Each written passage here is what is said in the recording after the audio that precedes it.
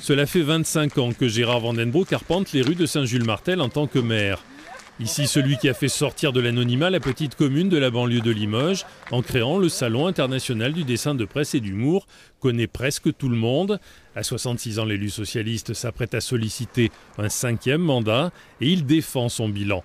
Un faible endettement, une fiscalité attractive, des équipements publics abondamment subventionnés et une vie associative encouragée. Mais pour André Gaillard, un ingénieur à la retraite qui va conduire la liste d'opposition sous la bannière de l'UMP, le tableau est nettement plus nuancé. Les premiers points que nous avons à lui reprocher, c'est l'absence de prise en compte des réels besoins des habitants. D'ailleurs, en vous promenant dans Saint-Just, vous pouvez facilement le voir, une absence de commerce flagrante dénoncée par la totalité des habitants.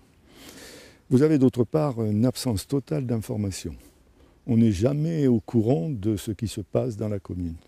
Jamais. Il semble que les décisions soient prises de façon personnelle et sans jamais demander l'avis de qui que ce soit.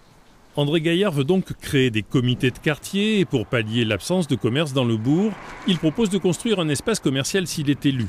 Gérard Van den Broek ne nie pas le problème, il l'explique par le fait que la moitié des habitants de la commune n'habitent pas dans le bourg-centre et il a lui aussi sa solution.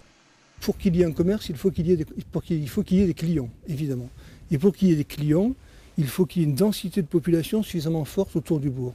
C'est de ma responsabilité que d'avoir fait pendant des années ce travail-là, de faire en sorte que le bourg grossisse. Et aujourd'hui, le bourg a grossi, ce qui fait qu'aujourd'hui, nous avons un projet, un vrai projet, pas sorti des cartons à la veille d'une élection, un projet qui est travaillé déjà depuis 2 ans.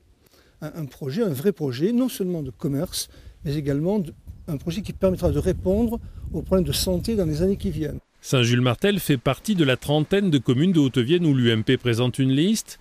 Un caillou dans la chaussure, selon Gérard Van den Broek, qui n'avait pas connu d'opposition depuis 2002. Je vais continuer à gérer la commune comme je l'ai toujours fait. Il y a une gestion transparente, une équipe qui était une équipe très diversifiée, très composite. Ce que je souhaite surtout, c'est qu'il n'y ait pas d'opposition purement stérile, d'opposition qui ne serait là que pour s'opposer.